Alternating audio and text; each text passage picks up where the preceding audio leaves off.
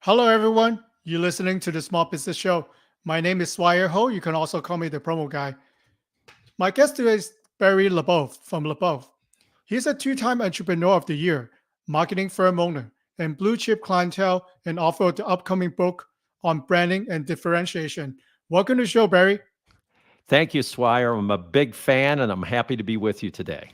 Thank you for your support. Before we get started, I'd love to find out more about your journey. I know that you're a musician yourself. So how did you combine that to be within your business and started your marketing firm and, getting the award for Entrepreneur of the Year?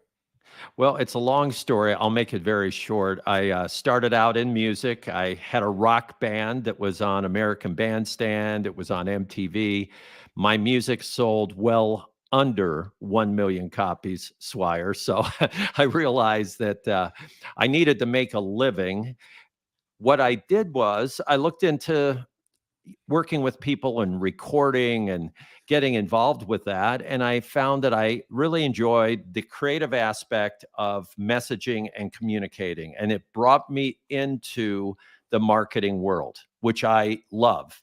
I originally felt, Swire, that I was copying out because I was not loyal to my original rock music roots. But I found as I worked through all this, and many of your audience may go through this as well, I found that it wasn't really music that was my passion so much as it was being creative. So this company has allowed me to be creative, to work with lots of great companies, wonderful people, wonderful clients, enabling me to have a life that's very fulfilling. So what happened was Ernst and Young ran a competition for decades called Entrepreneur of the Year, and my company was chosen as a finalist. And in two different situations, we were the recipient of the award, which was wonderful. And it connected me to one of my clients, Volkswagen, and we began a 30-year relationship just from that alone. Wow, that's really, good present and a dream story come true. And, and I'm glad that you missed out a lot of things that you have worked on, throughout the year. And, let's dive into it. I was preparing for our conversation and I find a piece on your website. It's called The Commodity Monster, and I'm asking you a question. How do we fight that commodity monster? And first of all, like, what would you consider a commodity monster for a brand? Well, all of us are in different businesses, but some of us are in very similar industries. So we'll run into this.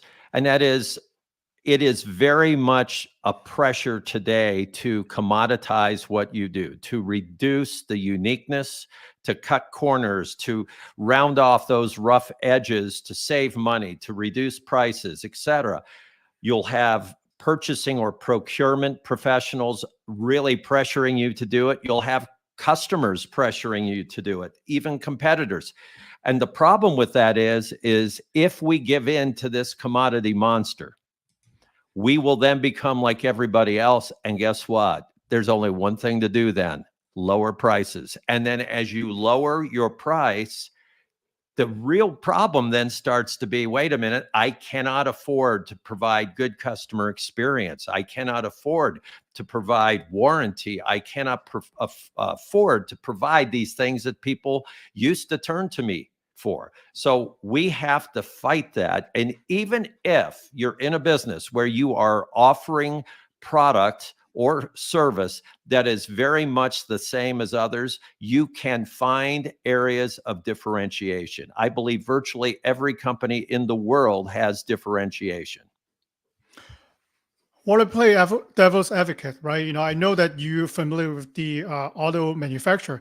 Let's use Tesla, for example. They're early adopter. They were cool. There were a long line waiting for their car. But, recently they have a lot of competition. And I think it's electric car came to somewhat saturation, right? For people who are early adopter. So now they're cutting pricing. So do you think even as cool as Tesla are becoming a commodity, or like how would you see that, as a case study here?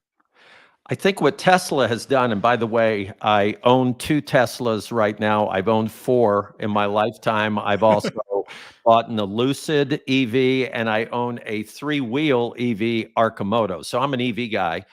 Tesla, in my opinion, has not commoditized. What they've done is they've really been incredibly aggressive in strangling their competition because they got in early. They differentiated themselves as an EV only company.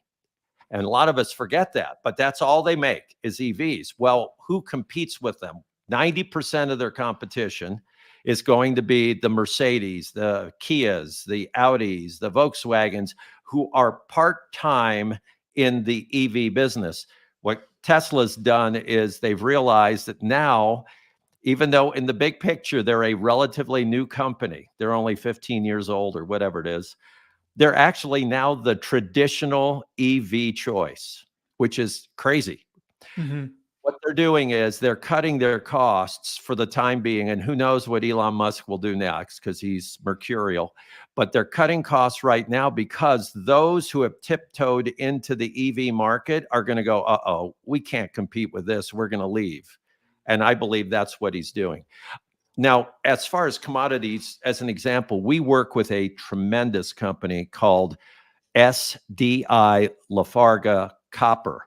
We renamed them Copper Works because what they do is create copper rod primarily from recycled materials. They compete worldwide against companies that view copper as a commodity. And Mhm. what they've done that is so brilliant is they have identified what they offer that is unique. So very quickly, Swire, as an example, they offer engineers who will go to the plants or factories of their clientele to help them reconfigure equipment. They also offer special shipping terms because of their location in the heartland of the United States. I could go on, but they have identified unique areas that nobody else offers. So, in essence, they're the unique provider in that commodity world that they live in. Mhm. What would you suggest, if listener, they're used to, they think they're good at sales, right? We could outmarket anyone. Our sales teams are better. So even if we compete on price, we win.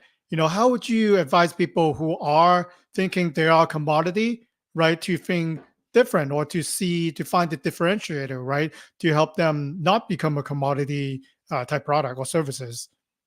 That's a great question. I think every one of us that has a business has to do this, and we owe it to ourselves. So we either bring in a third party like my company, and my company will come in. We have a technical immersion team. They're actually technical human beings who come in and look at a plant, a manufacturing facility, a service facility, and scour it for uniqueness. Okay, but let's say you cannot afford that. Let's say you're smaller.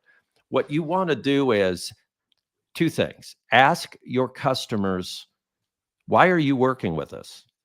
And listen closely, because if they go, well, your price, I urge all in your audience, don't listen to that. Keep listening. Find something unique. And they may say, well, gee, Swire, I love that when you do such and such, you guys always do blah, blah, blah, and dot, dot, dot. Now you start to find this as a recurring story that you hear from your customers. You go, wait a minute, this must be valuable. So one thing, talk to your customers, find out what you are offering that they find valuable, and be very, very sensitive to it. Listen, and don't go, yeah, everybody does it. No, wait a minute. There's got to be a reason. Okay, that's number one. And then number two, if at all possible, either yourself or bring in people you respect. Go through your facility, look at things, including your warranties, your service agreements that you have with your customers. Is there anything that's unique? One example, because when I share this, and I hope this can help your audience, we work with a port truck manufacturer. So they build these really tough trucks that you'll see, around shipyards, as an example. We Mhm. were talking to them, and everybody, see if this sounds familiar. We said, what about your warranty? And they said, oh, there's nothing about our warranty that's unique. In fact, we're worse than the average. We only have a 1-year warranty. And I said, wow, that's exciting. And I said, isn't there anything unique? And their head of sales said, he said, well, we have a frame warranty, a warranty on our frame. And I said, okay, what is it? He said, it's a lifetime warranty. And I said, is that normal in your business? And he said, oh, no, nobody offers a lifetime warranty. We're the only ones who can, because we have a special imported steel that we make our frame from. Well, right then I heard a chorus of angels, because what happened right then was, that's a differentiator. So they Mhm. named that warranty this lifetime warranty. So that's an example. I think you gave a lot of point, and that's something that I would say to my client, right? So first of all, you touch on following up with your client, actually paying client. So I would even ask them, are you happy with our product and services? So even as a customer courtesy call, right, post sale, like how many people that call you after the sale? Chances are not likely. They might send you an email with some links, whatever, but that's it. If you really do, and especially if you're a small business, you actually know that customer, right? You should reach out to them, ask them, you have choices, right? Obviously, I don't care what industry you're in, you have competitors. Why did you decided to work with us? And then, like you said, Barry, write down all the things that they said. You might think that you are a commodity business, right? You sell a commodity, you sell tires, whatever. But if they say, I like how you talk, like how you are teaching me, all the things that I should know about my tires. So that would be a differentiator. It would So be. yeah. So even if you are very plain, like you use the copper, right? It's traded on the commodity exchange, right? It's It a is. commodity. But That's right.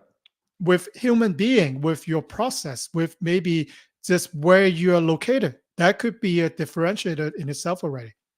You're exactly right. And copper is on the London Metals Exchange, yet our company, our client stands out.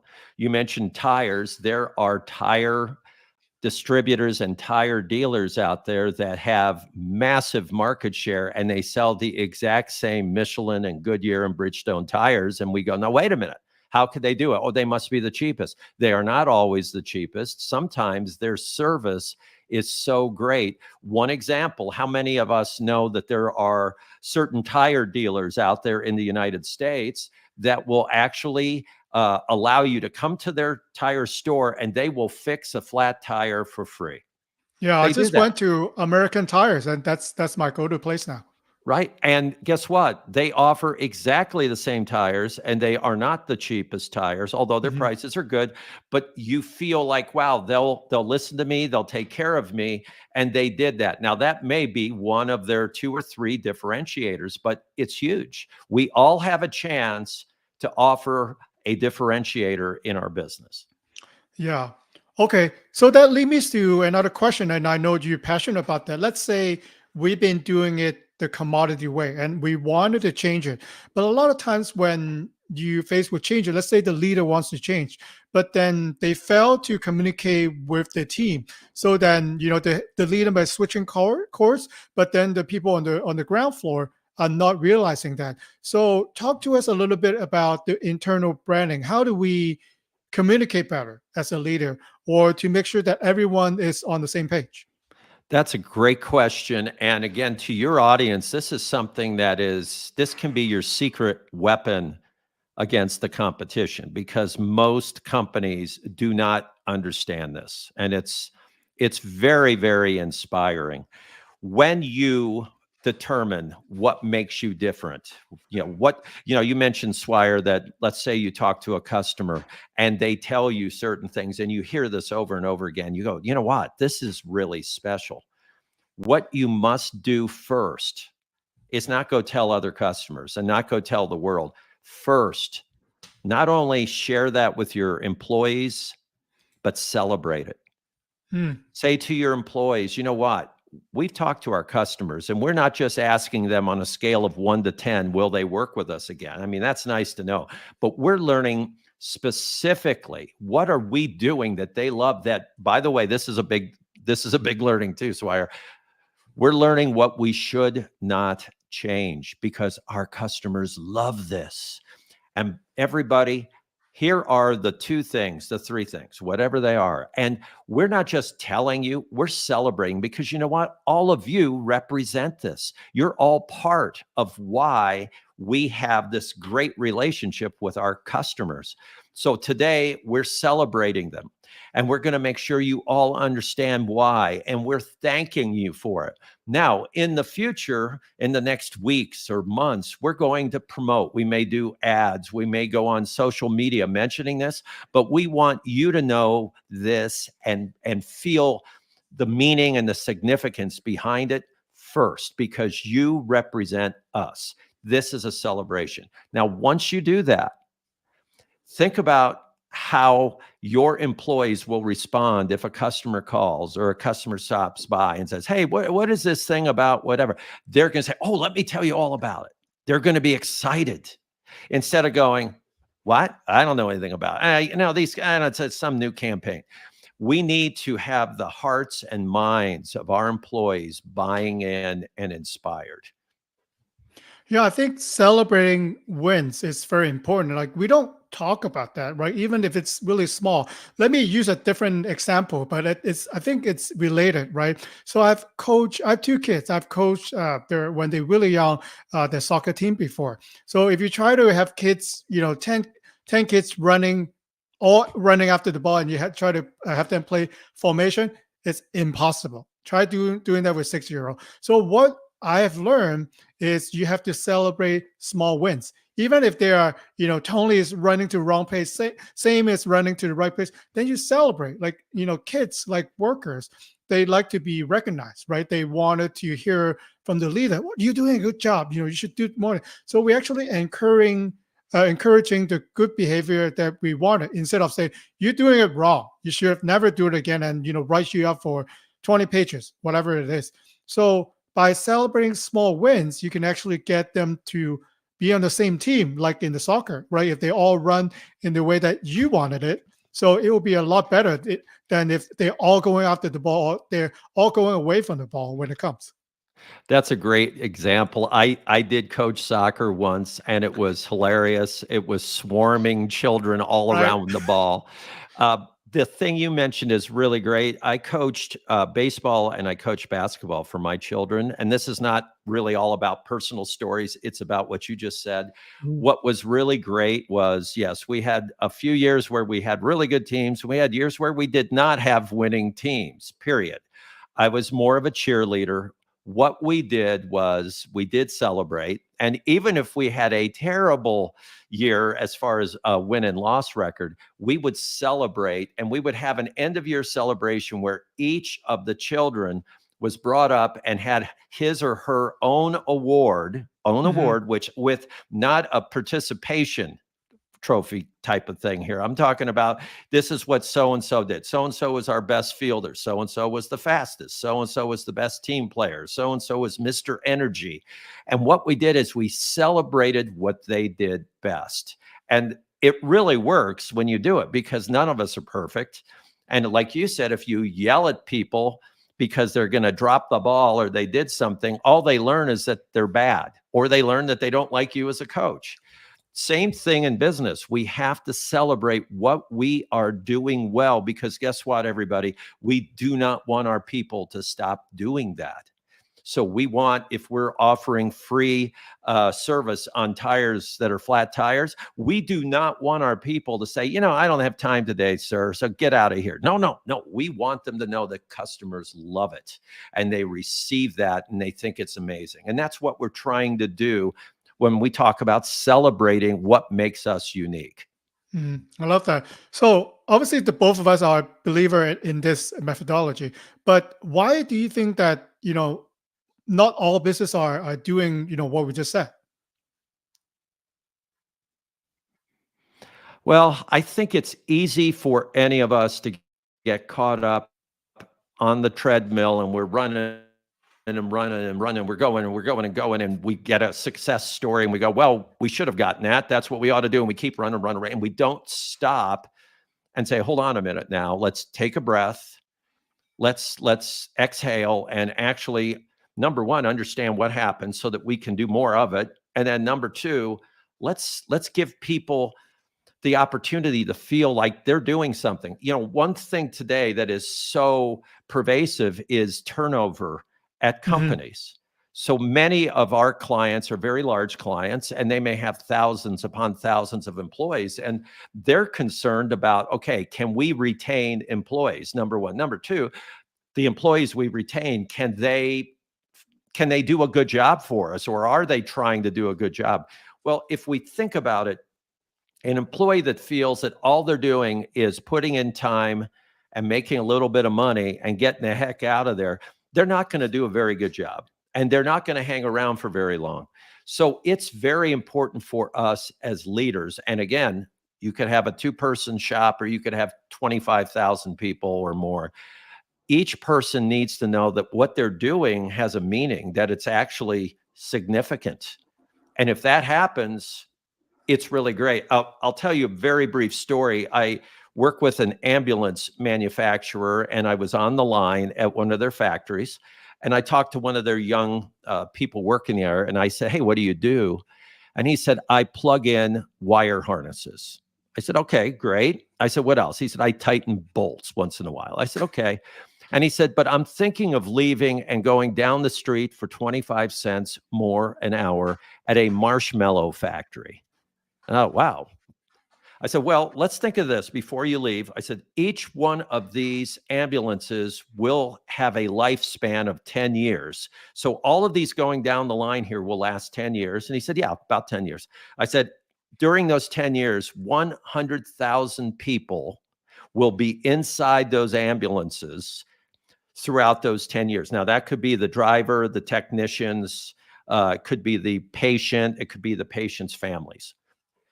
Every year, there are over 4,000 ambulance accidents. So they're going through intersections and getting hit. So I said to the young man, I said, this really has to be a well-built ambulance to save Hmm. and protect lives. And he stopped and he said, "I never thought I was in the life-saving business. I thought I was in the wire harness plugging in business."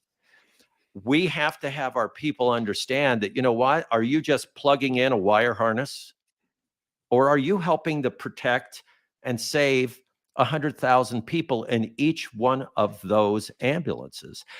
That's our job as leaders. Are you just plugging in something, or are you actually helping to make a difference in someone's life? Yeah, I love that example. I wanted to ask you more about brand differentiator. Let's go to the other spectrum, for example. Let's talk about luxury product and services. It could be, maybe an expensive handbag, maybe an expensive car. So obviously with branding and marketing, a company can make you feel like if you own a product, it's maybe a watch, right? That even if you pay $100,000, would you tell the same time, but then you are in the luxury kind, like you are successful. So how would you coach a brand who is trying to elevate, right? Breaking away from the commodity and want to go to the next level. Which, if people believe in your brand and if you believe in your messaging, they actually pay up on it a lot more. And how would you describe that? Well, we believe that your brand lives inside of your product or your service. Okay, so let's say it's a watch.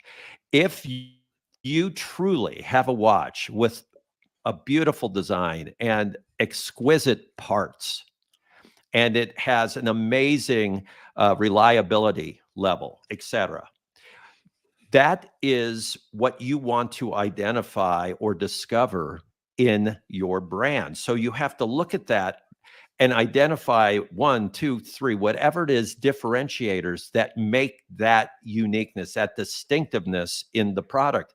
That's what we talk about when we say brand differentiators. Now, Swire, here's what I do urge. If you're making a Timex watch and it's cheaper, but it's competent, that's great.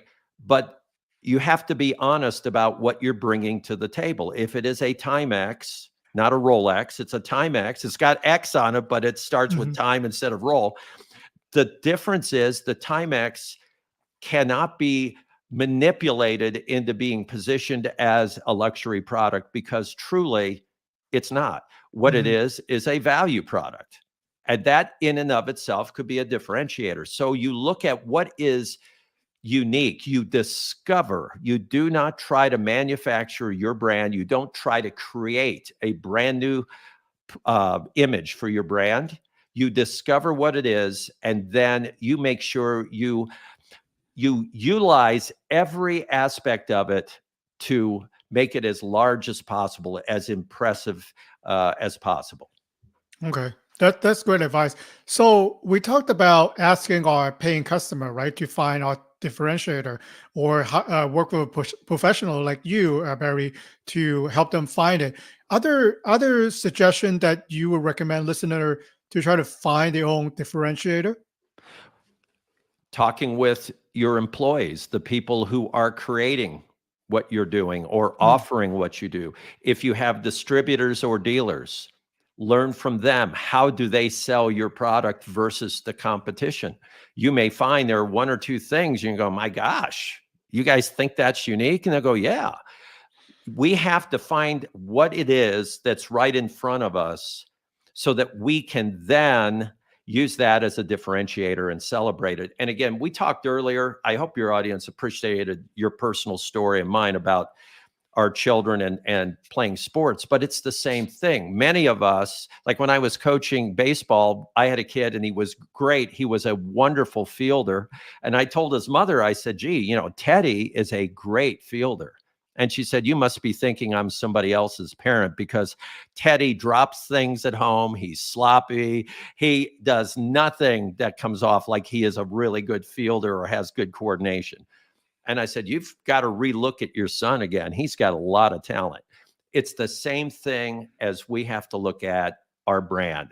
We have to look at our brand the same way. Step back and look at it fresh to discover what makes us unique. And again, everybody, it's not 25 different things. mhm. It could be 3 different things. It could be one process you offer, one service you offer that nobody else does. And, celebrate that.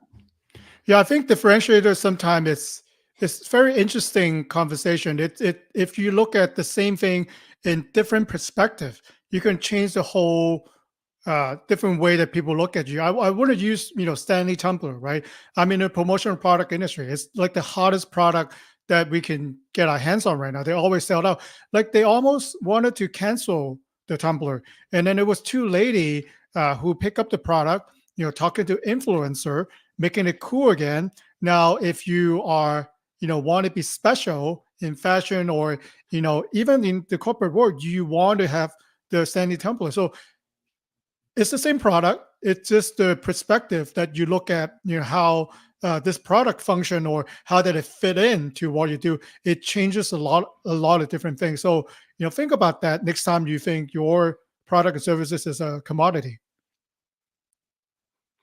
That's a great point. And if 5 people are offering the Stanley product, then you have to think, why would somebody choose me other than I would be the cheapest? And it could be, again, service. It could be a warranty option. It could be shipping. It could be expertise. Whatever it is that you offer that's unique, bring it to the table. Share it. Yeah, I really love the conversation. So Barry, I know that we are getting into the point right now that there are individual questions that listener might want to reach out to you specifically. Can you let us know what's a good way to reach out to you, and then tell us a little bit more about your upcoming book, The Power of Differentiation? Well, thank you very much. My company's website is labov.com, and it's right there on the screen, labov.com. So I urge anybody, visit our site, take a look at some of the things we do, and then there's a real easy option to communicate with me. And you can ask questions, you can ask for guidance on something. I create a lot of great opportunities by speaking with people and helping them, and I love it. Now, the book is, and by the way, when you reach out to me, if you have an interest in learning more about the book or receiving the book when it does come out in the end of April, the book is called The Power of Differentiation. Feel free to ask about that when you reach out to me. And the subtitle of The Power of Differentiation is Win Hearts, minds, and market share. So that's what we've spoken about today, because it's about winning the hearts and minds of the people who represent, build, service, sell your product or service to gain market share with your customers. The book is not about me. It's not my life story. It's about many, many wonderful companies, small and large, domestic and international, new and old. I have stories about startups, and I have stories about companies that are over 200 years old. It's a very interesting book. I really think it would be a lot of fun for anybody to read. And again, like I said, it's not out there yet. So when you go to my website, just ask me about it, and I'll keep you on the list. Thank you so much, Barry. I'll definitely check it out when it comes out. So learn a lot from you today. It is great to talk to a like-minded guest. Thank you, Swire. I love your show, and I think that you bring a lot of great insights to the business industry, and I appreciate it. Thank you. Thank you for your support.